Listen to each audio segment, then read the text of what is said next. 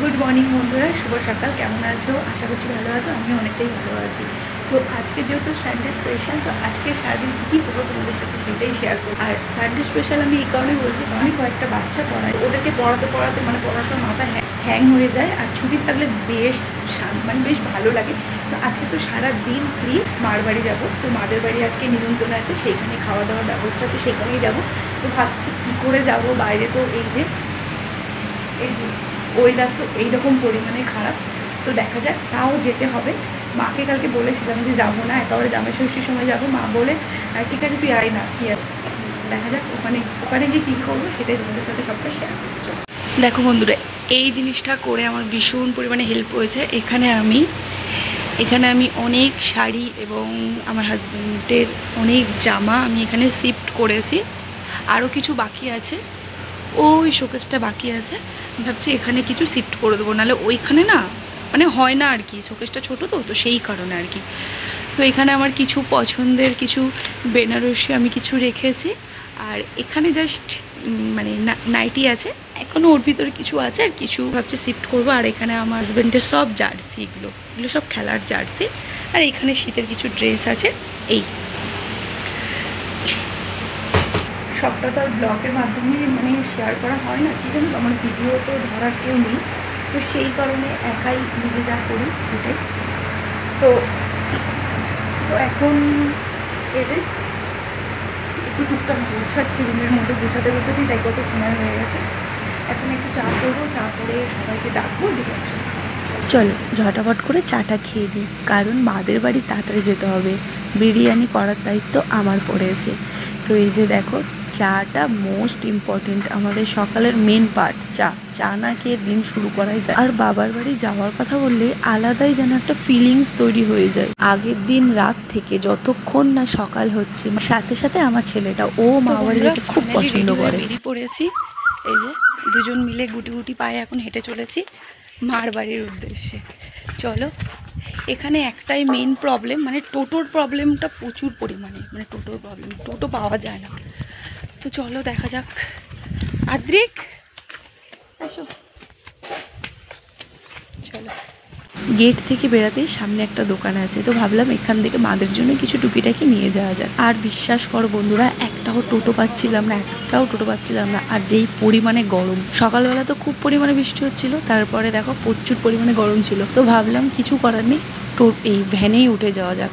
বেশ ভালোই লাগছিল, প্রায় 8-9 বছর পর তো ভ্যানে উঠলাম এইরকমই। এখন তো টোটো হয়ে তো আর ভ্যানে আর কেউ ওঠেই না। তো যাই হোক, তো এই ভ্যান কাকুটা বললো আমার ছেলেকে যে মা প্রচুর তো রোদ, আর যেহেতু একদম ফাঁকা, ভ্যান কাকুটা বললো কিছু যদি না মনে করো, আমার এই গামছাটা নিয়ে তোমার ছেলের মাথায় দিয়ে দাও, এখানে প্রচুর রোদ, ওর মাথা পুরো গরম হয়ে যাবে। সত্যি ওই দিনটা মানে বাজে গরম পড়েছিল, আমি তো পুরো ফুল সিদ্ধই হয়ে গেছি। তো যাই হোক, এই যে মাদের বাড়ি ঢুকে গেছে। আর যেই পরিমাণে কষ্ট হয়েছে কাকুটার, ভ্যান ভাড়া ছিল 30 টাকা, আমি এক্সট্রা কাকুকে দিয়েছি 50 টাকা। আর মার জন্য নিয়ে এসেছিলাম আম, তো সেখান থেকে আমাদের গাছের আম কটা দিয়েছি কাকুকে। ওই কটা জিনিসেই কাকু খুব খুশি হয়েছে, আর আমাকে মন ভরে একদম আশীর্বাদ করে গেল। মানে কাকুর ওই যে মুখের হাসিটা, ওইটাই বেশ ভালো লাগছিল। আর যখন আমাদেরকে যখন ভ্যানে করে নিয়ে আসছিল, তখন দেখে খুব খারাপই লাগছিল। তো যাই হোক, এসেও শাড়ি টাড়ি আর ছাড়লাম না, বসে পড়লাম। আমাদের বাড়িতে এই ধরনের খাবারগুলো হলে, biryani, fried rice, chilli chicken, তারপরে চাইনিজ খাবারগুলো হলে দিদি বেশিরভাগ করে। তো দিদির সাথে আমিও থাকি, হেল্প করি দিদিকে। তো এইবারে দিদি এলো না, কারণ দিদি হচ্ছে প্রেগনেন্ট, তো সেই কারণে, তো ওর মাস ভারী হয়ে গেছে, তো সেই কারণে আর কি। তো মার হঠাৎ ইচ্ছা হলো আমাদের সবাইকে আর কি বিরিয়ানি করে খাওয়াবে। তো মাই সব কিছু কাজ টাজ করে কমপ্লিট করে রেখে দিয়েছে, আমি জাস্ট গিয়ে একটু খুন্তি নেড়ে দিয়েছি। আর এখানে বড় গ্যাসটা জ্বালিয়ে ফেলেছে, কারণ মা একটা গ্যাস কিনেছিল, গ্যাসটা একদম খারাপ পড়ে গেছে।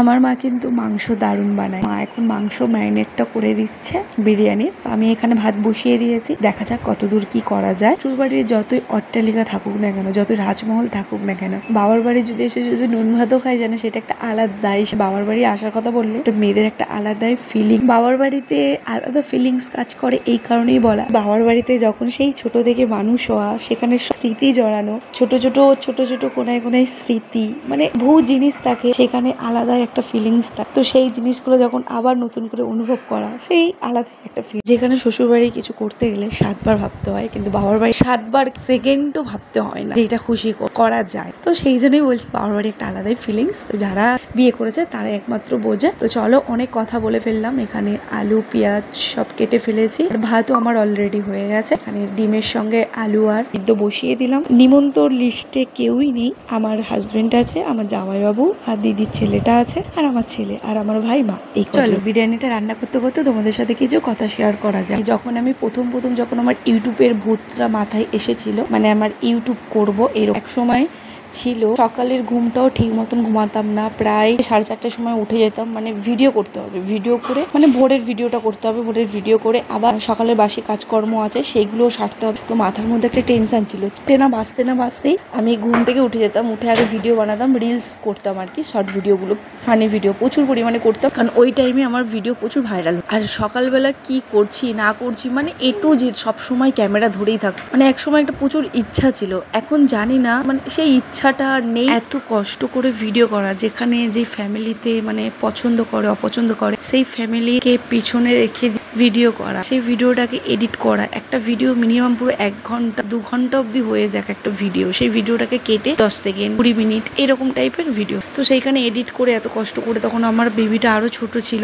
এখন তো বড় হয়ে গেছে অনেকটা, ওকে সামলিয়ে সংসারটাকে সামলিয়ে সংসারে যেন না কোনো এফেক্ট যেন না পড়ে এই ভিডিওর জন্য। তো সেই জন্য অনেকটা সংসারের কাজগুলো আগে সেরে ফেল।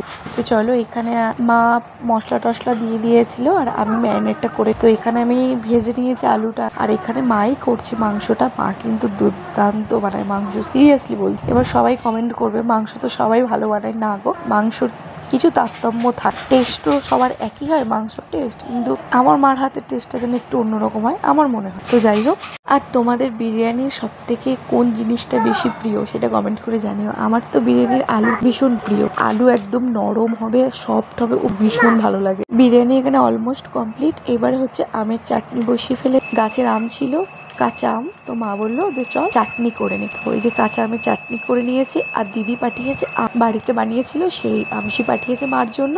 তো বেশি টক খায় না, মার যেহেতু ওষুধ চলে। একসময় বাড়িতে প্রচুর পরিমাণে টক রান্না হতো, এখন আর হয় না। মানে আমার যেই থেকে বিয়ে হয়ে গেছে খুব কমই খাওয়া দাওয়া হয় মায়ের বাড়িতে এখন টক, তো সেই কারণে দিদি একদম অল্প করেই পাঠিয়েছে। তো যাই হোক, খাওয়া দাওয়া অলমোস্ট সব কমপ্লিট হয়ে গেছে। জামাইবাবু দিদির ছেলে খেয়ে চলে গেছে, হাজবেন্ড এখনো আছে, হাজবেন্ডকে যেতে দিইনি, কারণ একসাথে যা সন্ধ্যার দিকে আর কি একসাথে চলে যাবো। তো সেই কাজ বাজ সব কমপ্লিট হয়ে গেছে, একটু ফ্রেশ হয়ে গেছি। আর ঘরের গেটের সামনে বসে আছি, বসে বসে একটু সেই আগে বিয়ের আগে যেমন ঘুম থেকে উঠে বিকালবেলা গেটের সামনে বসে থাকতাম, রাস্তার লোকজন দেখতাম, জিনিস ফিল করতাম, তো সেটা এখন বসে বসে ফিল করছি আর কি। তো এই যে আমাদের সামনে জায়গা বিক্রি করে দিয়েছে, এই যে একজন নতুন ঘর বানিয়েছে সেটাও দেখছি। তারপর জেঠুদের পরিমাণে কলা ধরেছে গাছে, এই যে জুম করে তোমাদেরকে একটু দেখানোর চেষ্টা করলাম। তো যাই হোক, পুরো ভিডিওটা কেমন লেগেছে তোমরা অবশ্যই কমেন্ট করে জানাতে ভুলবে না। আর যদি আমার আরো ভিডিও দেখতে চাও তাহলে তোমরা কমেন্ট করে জানি, অবশ্যই তোমাদের সাথে শেয়ার করবো। চলো, টাটা।